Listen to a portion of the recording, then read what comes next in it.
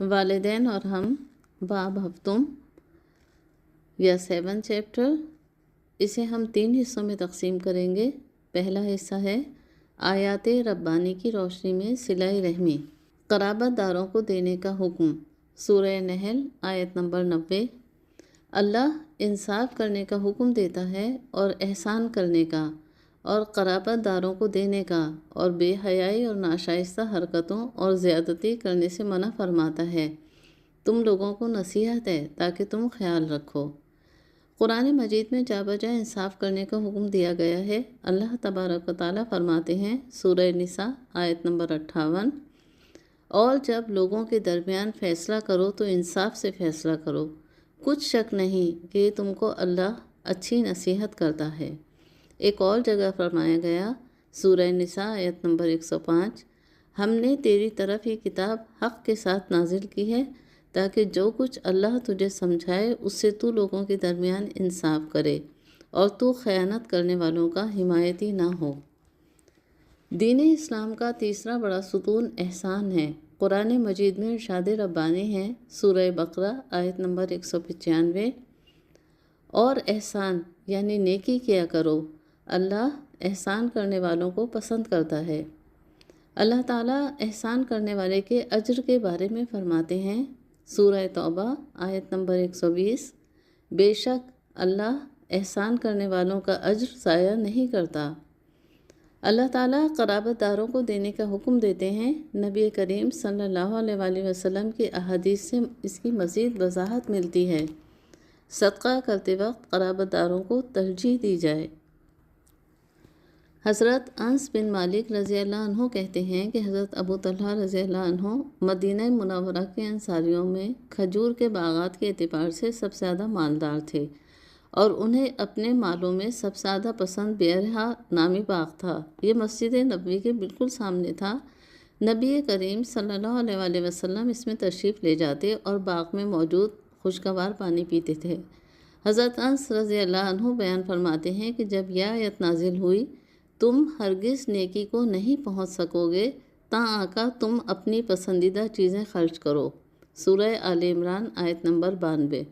تو حضرت ابو طلحہ رضی اللہ عنہ رسول اللہ صلی اللہ علیہ وآلہ وسلم کی خدمت میں حاضر ہوئے اور عرض کیا، اے اللہ کے رسول صلی اللہ علیہ وآلہ وسلم، اللہ تعالیٰ نے آپ صلی اللہ علیہ وآلہ وسلم پر یہ آیت نازل فرمائی، تم ہرگز نیکی کو نہیں پہنچ سکو گے تاں آقا تم اپنی پسندیدہ چیزیں خرچ کرو، اور مجھے اپنے مالوں میں سب سے زیادہ محبوب چیز بیرہا باغ ہے، میں اسے اللہ کے لیے صدقہ کرتا ہوں، میں اللہ تعالیٰ سے اس کے اجر و ثواب کی اور اس کے پاس اس کے ذخیرہ ہونے کی امید رکھتا ہوں، بس آپ اللہ تعالیٰ کی طرف سے عطا کیے گئے فہم کے مطابق جہاں مناسب سمجھیں اسے خرچ کر دیں۔ رسول اللہ صلی اللہ علیہ وآلہ وسلم نے ارشاد فرمایا، واہ واہ، یہ تو بڑا نفع بخش مال ہے، یہ تو بڑا نفع بخش مال ہے، تم نے جو کچھ کہا ہے میں نے سن لیا ہے، میری رائے یہ ہے کہ تم اسے اپنے رشتہ داروں میں تقسیم کر دو۔ بے حیائی اور ناشائستہ حرکتیں۔ سورہ نور آیت نمبر 21، مومنوں، شیطان کے قدموں پر نہ چلو، اور جو شیطان کے قدموں پر چلے گا تو وہ بے حیائی اور بری بات ہی کا حکم دے گا۔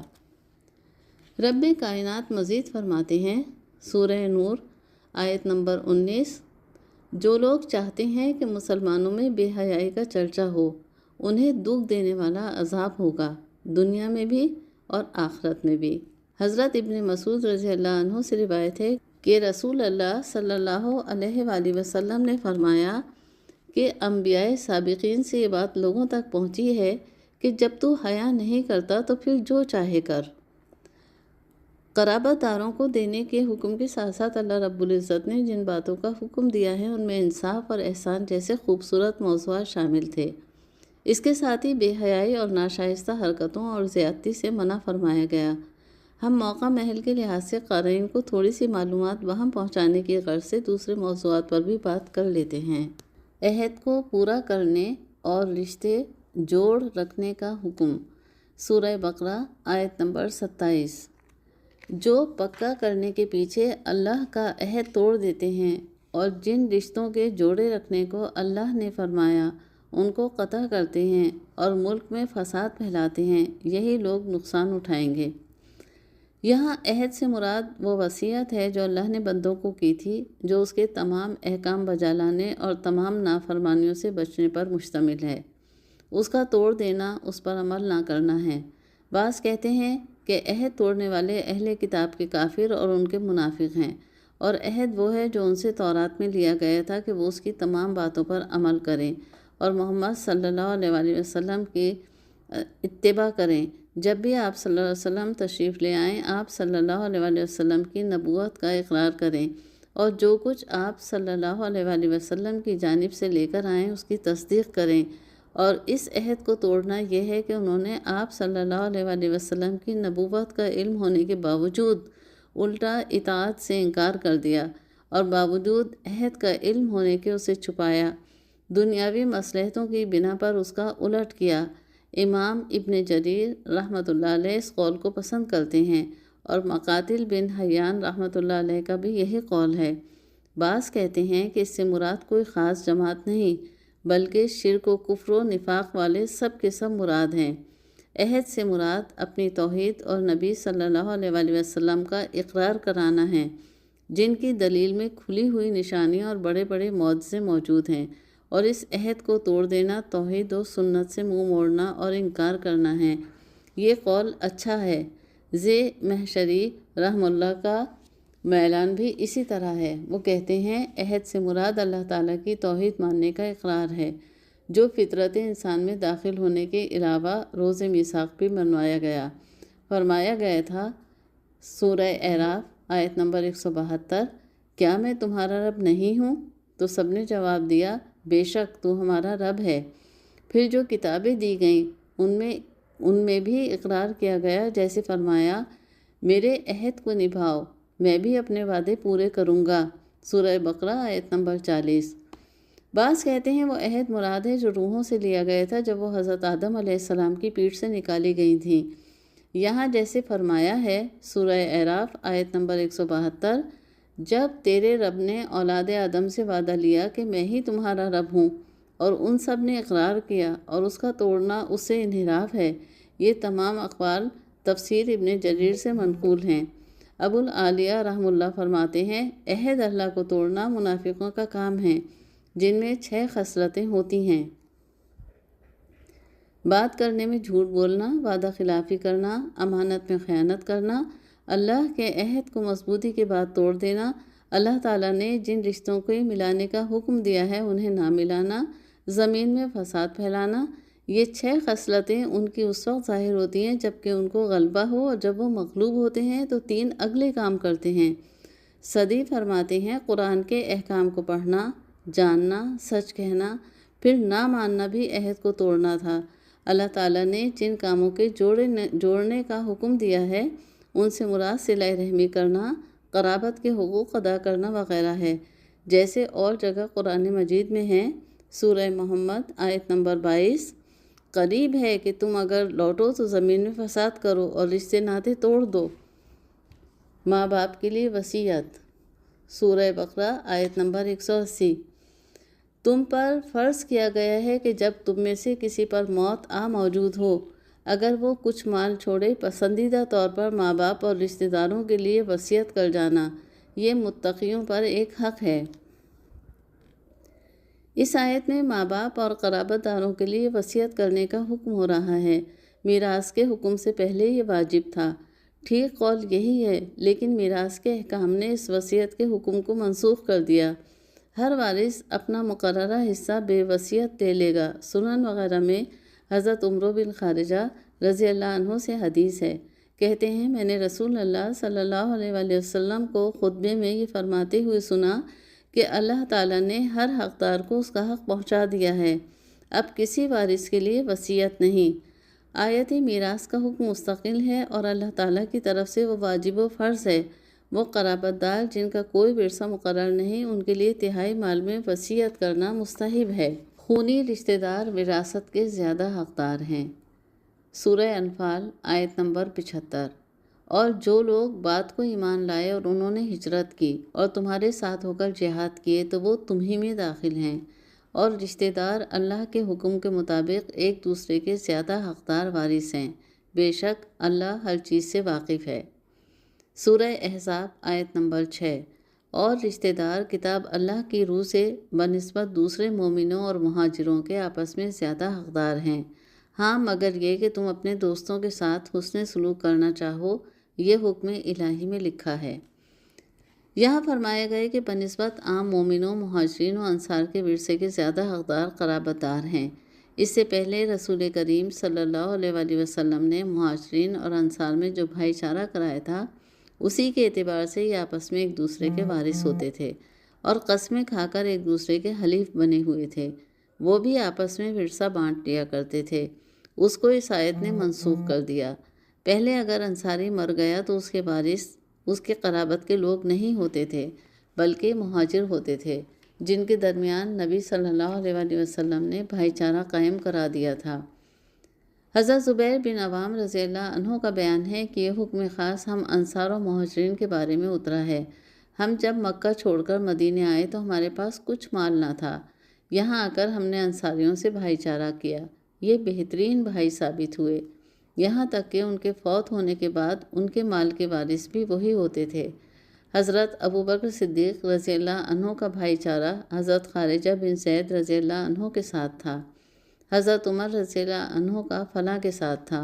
حضرت عثمان رضی اللہ عنہ کا ایک زرقی شخص کے ساتھ، خود میرا کعب بن مالک رضی اللہ عنہ کے ساتھ۔ یہ زخمی ہوئے اور زخم بھی کاری تھے۔ اگر اس وقت ان کا انتقال ہو جاتا تو میں بھی ان کا وارث بنتا۔ پھر یہ آیت اتری اور میراث کا عام حکم ہمارے لیے بھی ہو گیا۔ رشتہ دار کو اس کا حق دے، سورہ بنی اسرائیل آیت نمبر 26۔ اور رشتہ دار کو اس کا حق دے اور محتاج اور مسافروں کو بھی، اور فضول خرچ نہ ہو۔ بنو تمیم کے ایک شخص نے حضور اکرم صلی اللہ علیہ وآلہ وسلم سے کہا، یا رسول اللہ صلی اللہ علیہ وآلہ وسلم، مالدار آدمی ہوں اور اہل و عیال کنبے قبیلے والا ہوں، مجھے بتائیں کہ میں کیا روش اختیار کروں؟ آپ صلی اللہ علیہ وآلہ وسلم نے فرمایا، اپنے مال کی زکوٰۃ ادا کر، اس سے تو پاک ہو جائے گا۔ اپنے رشتہ داروں سے حسن سلوک کر، سائل کا حق پہنچاتا رہے، اور پڑوسی اور مسکین کا بھی۔ اس نے کہا، حضور اکرم صلی اللہ علیہ وآلہ وسلم، اور تھوڑے الفاظ میں پوری بات سمجھا دیجئے۔ آپ صلی اللہ علیہ وآلہ وسلم نے فرمایا، قرابت داروں، مسکینوں اور مسافروں کا حق ادا کر اور بیجا خرچ نہ کر۔ اس نے کہا، حسبی اللہ۔ اچھا حضور صلی اللہ علیہ وآلہ وسلم، جب میں آپ صلی اللہ علیہ وآلہ وسلم کے قاصد کو زکوٰۃ ادا کر دوں تو اللہ و رسول صلی اللہ علیہ وآلہ وسلم کے نزدیک میں بری ہو گیا؟ آپ صلی اللہ علیہ وآلہ وسلم نے فرمایا، ہاں، جب تو نے میرے قاصد کو دے دیا تو تو بری ہو گیا، اور تیرے لیے جو اجر ثابت ہو گیا، اب جو اسے بدل ڈالے گا اس کا گناہ اس کے ذمہ ہے۔ امام بہقی رحمہ اللہ نے فرمایا ہے کہ اس کے راوی صحیح کے راوی ہیں۔ بیجا اسراف اللہ تعالیٰ کو ناپسند ہے۔ غرور، تکبر اور گھمنڈ کی بنا پر اپنے پیسوں کو دنیا داری کے لیے ضائع کرنے کی اسلام میں سخت مذمت کی گئی ہے، اور اسے شیطان کے کاموں میں شمار کیا گیا ہے۔ اس لیے اللہ تعالیٰ کے احکام کے مطابق نہ تو بخیل بنو کہ تم سے کسی کو بھی فیض حاصل نہ ہو سکے، اور خود اپنی ضروریات زندگی کے لیے بھی ہاتھ تنگ کیے بیٹھے رہو، اور نہ غیر ضروری خرچ کی عادت ڈال کر ان لوگوں کا حق مارو جن کو اس پیسے کی دنیاوی نام و نمود سے زیادہ ضرورت ہے۔ مال غنیمت میں قرابت داروں کا حصہ، سورہ انفال آیت نمبر 41۔ اور جان رکھو، جو مال غنیمت لاؤ اس کا 5واں حصہ اللہ کا اور رسول کا ہے، اور قرابت والوں کا اور یتیموں کا اور محتاجوں کا اور مسافروں کا، اگر تم اللہ کا اور اس کی مدد کا یقین رکھتے ہو جو ہم نے اپنے بندوں پر فیصلے کے دن نازل کی تھی، جس دن کے 2 لشکر ایک دوسرے سے گد گئے تھے۔ مال غنیمت کی تقسیم کا طریقہ کار۔ اللہ تعالیٰ یہاں مال غنیمت کی تفصیل بیان کرتا ہے جو اس نے خاص طور پر اس امت کے لیے حلال کیا ہے۔ اس سے قبل اگلی امتوں پر یہ حرام تھا۔ غنیمت وہ مال ہے جو کفار پر چڑھائی و حملہ کرنے کے بعد حاصل ہوا ہو۔ آیت میں بیان ہے کہ خمس یعنی 5واں حصہ مال غنیمت میں سے نکال دینا چاہیے، چاہے وہ کم ہو یا زیادہ ہو، گو سوئی ہو یا دھاگا ہی ہو۔ پروردگار عالم فرماتا ہے، جو خیانت کرے گا وہ اسے لے کر قیامت کے دن پیش ہوگا، اور ہر ایک کو اس کے عمل کا پورا بدلہ ملے گا، کسی پر ظلم نہیں کیا جائے گا۔ سورہ آل عمران آیت نمبر 161۔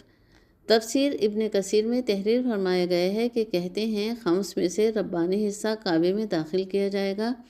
حضرت ابو العالیہ رہائی رحمہ اللہ کہتے ہیں کہ غنیمت کے مال کا رسول اللہ صلی اللہ علیہ وآلہ وسلم مٹھی بھر لیتے، اسے کعبے میں داخل کر دیتے، پھر جو بچا اس کے 5 حصے کر ڈالتے، ایک رسول اللہ صلی اللہ علیہ وآلہ وسلم کا، ایک قرابت داروں کا، ایک یتیموں کا، ایک مسکینوں کا، ایک مسافروں کا۔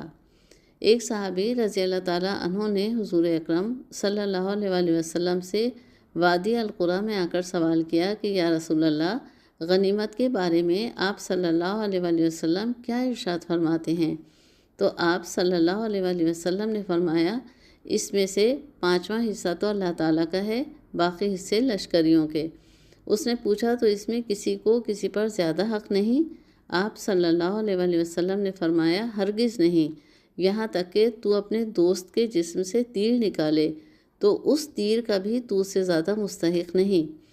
ابن عباس رضی اللہ عنہ فرماتے ہیں کہ مال غنیمت کے 5 حصے برابر سے تقسیم کیے جاتے تھے، 4 تو ان لشکریوں کو ملتے تھے جو اس جنگ میں شامل تھے، پھر 5ویں حصے کے 4 حصے کیے جاتے تھے، 1/4 اللہ تعالیٰ کا اور اس کے رسول صلی اللہ علیہ وآلہ وسلم کا، پھر یہ حصہ حضرت صلی اللہ علیہ وآلہ وسلم کے قرابت داروں میں تقسیم کر دیا جاتا تھا۔ اس حصے میں سے رسول مقبول صلی اللہ علیہ وآلہ وسلم بعض چیزیں اپنی ذات کے لیے بھی مخصوص فرما لیتے تھے، لونڈی، غلام، تلوار، گھوڑا وغیرہ، جیسے کہ محمد بن سیرین اور عامر شعبی اور اکثر علماء نے فرمایا ہے، ترمذی وغیرہ میں ہے کہ ذوالفقار نامی تلوار بدر کے دن کے نفل میں سے تھی جو حضور اکرم صلی اللہ علیہ وآلہ وسلم کے پاس تھی، اسی کے بارے میں احد والے دن خواب دیکھا تھا۔ اللہ کی محبت میں اپنا مال رشتہ داروں کو دو۔ سورہ بقرہ آیت نمبر 177۔ یہ کچھ نیکی نہیں ہے کہ تم منہ مشرق یا مغرب کی طرف پھیر لو، لیکن نیکی اس کی ہے جو اللہ اور قیامت اور فرشتوں اور کتاب یعنی قرآن اور نبیوں پر ایمان لایا، اور اپنا مال اس کی حب یعنی محبت میں رشتہ داروں اور یتیموں اور مسکینوں اور مسافروں اور سائلوں کو دیا، اور نیز گردنوں کے چھڑانے میں دیا۔ مومنوں کو پہلے تو حکم ہوا کہ وہ بیت المقدس کی طرف منہ کر کے نماز پڑھیں، پھر انہیں کعبے کی طرف گھما دیا گیا، جو اہل کتاب اور بعض ایمان والوں پر بھی شاق گزرا۔ بس اللہ تعالیٰ نے اس کی حکمت بیان فرمائی کہ اس کا اصل مقصد اطاعت فرمان اللہ ہے، وہ جدھر منہ کرنے کا کہے کر لو۔ اہل تقویٰ اصل بھلائی اور کامل ایمان یہی ہے کہ مالک کے زیر فرمان رہو۔ اگر کوئی مشرق کی طرف منہ کرے یا مغرب کی طرف منہ پھیر لے اور اللہ کا حکم نہ ہو تو وہ اس توجہ سے ایماندار نہیں ہو جائے گا، بلکہ حقیقت میں با ایمان وہ ہے جس میں وہ اوصاف موجود ہوں جو اس آیت میں بیان ہوئے ہیں۔ دین اسلام کی 3 بنیادیں ہیں: ایمان، اسلام اور احسان۔ کسی بھی مسلمان کے لیے ایمان لانے کے ساتھ پہلی شرط یہی ہوتی ہے کہ وہ اللہ پر، قیامت پر، فرشتوں پر، اللہ کی کتابوں پر اور نبیوں پر ایمان لائے۔ نمبر 1، اللہ پر ایمان۔ قرآن پاک میں اللہ تعالیٰ نے اپنی ہستی، مخلوق کی نشو و نما اور اپنے اسماء و صفات پر تفصیل سے روشنی ڈالی ہے۔ سورہ اعراف آیت نمبر 54۔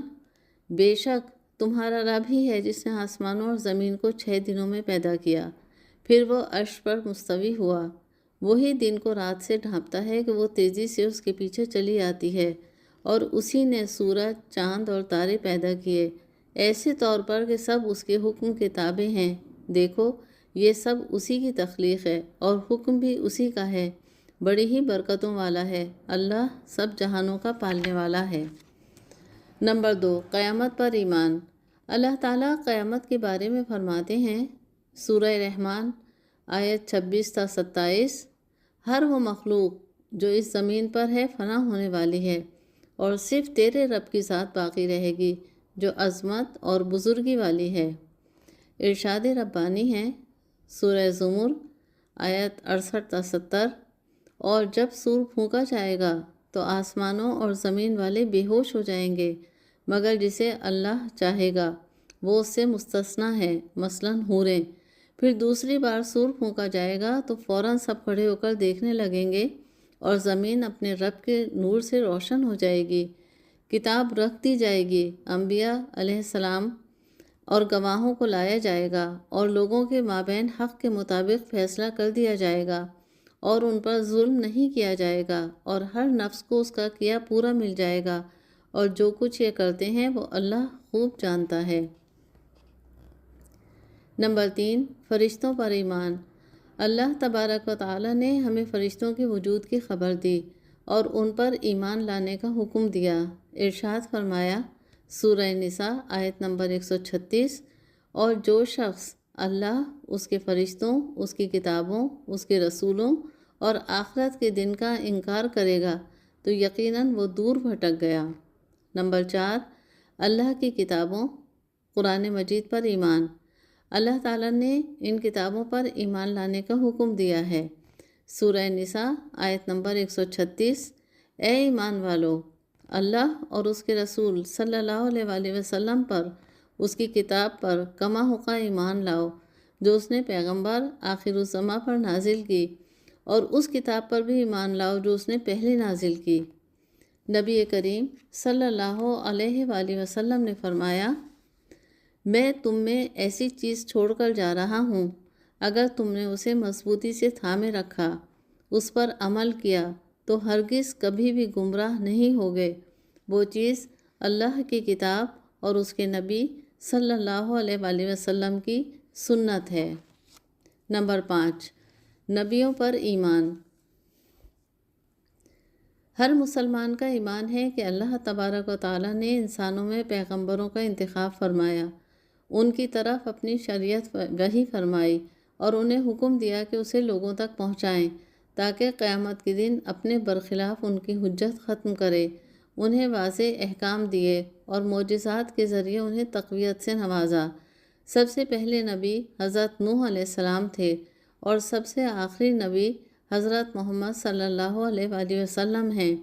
اللہ تعالیٰ فرماتے ہیں، سورہ حدید آیت نمبر 25، یقیناً ہم نے اپنے پیغمبروں کو واضح دلائل کے ساتھ بھیجا اور ان پر کتابیں نازل کیں اور ترازو، قواعد عدل بھی، تاکہ لوگ انصاف پر قائم رہیں۔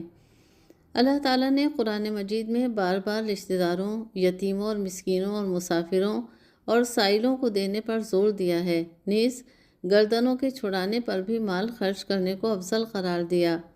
اللہ تعالیٰ ارشاد فرماتے ہیں، تجھ سے پوچھتے ہیں کہ اللہ کی راہ میں کیا خرچ کریں، تو سمجھا دے کہ جو مال بھی خیرات کرو وہ ماں باپ کا حق ہے اور قریب کے رشتہ داروں کا اور یتیموں کا اور محتاجوں کا اور مسافروں کا، اور تم کوئی سی بھلائی بھی کرو گے تو اللہ اس کو خوب جانتا ہے۔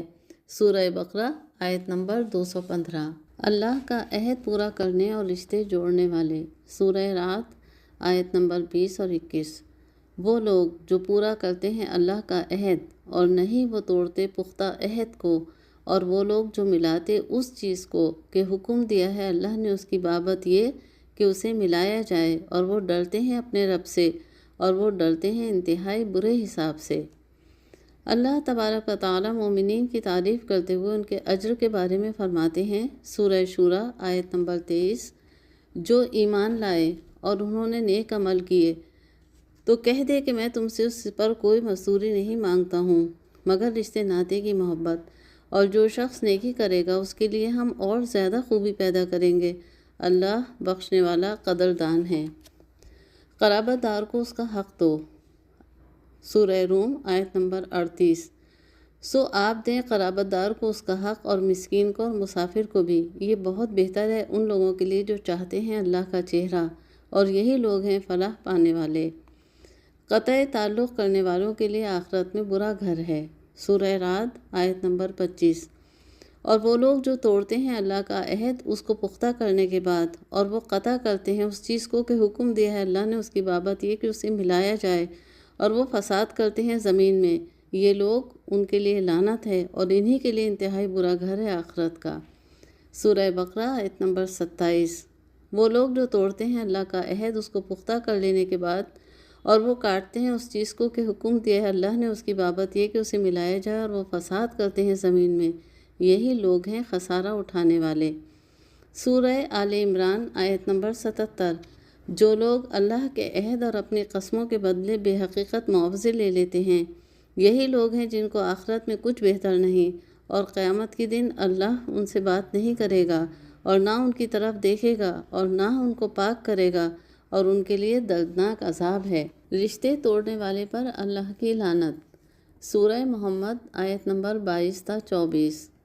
یہی وہ لوگ ہیں کہ لعنت کی ان پر اللہ نے، پھر اس نے انہیں بہرا کر دیا اور اس نے اندھی کر دی ان کی آنکھیں۔ کیا پھر نہیں وہ غور کرتے قرآن میں، یا ان کے دلوں پر تالے لگے ہیں؟ آج قدم قدم پر ہم یہ نظارے دیکھ رہے ہیں، بلکہ دیکھنے پر مجبور ہیں۔ ساری دنیا آج جس طرح نفسا نفسی اور مشکلات کا شکار ہے، اس کی ایک بڑی وجہ غلط حکمران ہیں، جو ہماری اپنی کوتاہیوں کی وجہ سے ہم پر مسلط ہوتے جا رہے ہیں۔ سمجھداری، بردباری، تحمل، ہر شے عنقا ہوتی جا رہی ہے۔ اقتدار کا نشہ سر چڑھ کر بول رہا ہے۔ لوگوں کی جان و مال، عزت و آبرو کچھ بھی محفوظ نہیں۔ ایک حکمران اپنی ریاست کے طول و عرض میں ہر جاندار چیز کی نگہبانی پر مامور ہوتا ہے، اور آج حال یہ ہے کہ دنیا بھر میں کسی بھی حکمران کو دیکھ لیجئے، وہ طاقت کے نشے میں چور، اس زمین پر فساد کی کوششوں میں مصروف ہے، بغیر یہ جانتے ہوئے کہ اس کی جانب سے بوئے ہوئے فساد میں ملک کے ملک برباد ہو رہے ہیں۔ ہر جانب انجانے خدشات منہ کھولے کھڑے ہیں۔ اس وقت ہر ملک میں انتشار بپا ہے، اور ہر ریاست دوسری ریاست کے خلاف صف آرا ہے۔ رہا رشتہ داروں کا سوال، تو اب آپس کی محبتیں گھٹتی ہی چلی جا رہی ہیں۔ سگے بہن بھائی ایک دوسرے سے نالاں اور بیزار، معمولی باتوں پر روٹنے کے طویل سلسلے، ایک دوسرے سے نہ ملنے کے ہزارہ عذر، اور آج کل تو سگے رشتوں میں بھی تسلسل سے قتل و غارت گری کی خبریں عام ہوتی چلی جا رہی ہیں۔ تیزی سے بدلتی معاشرتی اقدار خصوصیت کے ساتھ بگاڑ کا سبب بن رہی ہیں۔ ہم آنے والی نسلوں کے لیے ایسا کچھ چھوڑ کر نہیں جا رہے جس کے سبب وہ دنیا و آخرت میں سرخرو ہو سکیں۔ رہا حکمرانوں کا معاملہ، تو ان کی آنکھوں پر تکبر اور گھمنڈ کا جو نشہ چڑھ چکا ہے، اس میں انہیں صرف اپنا آپ ہی نظر آتا ہے۔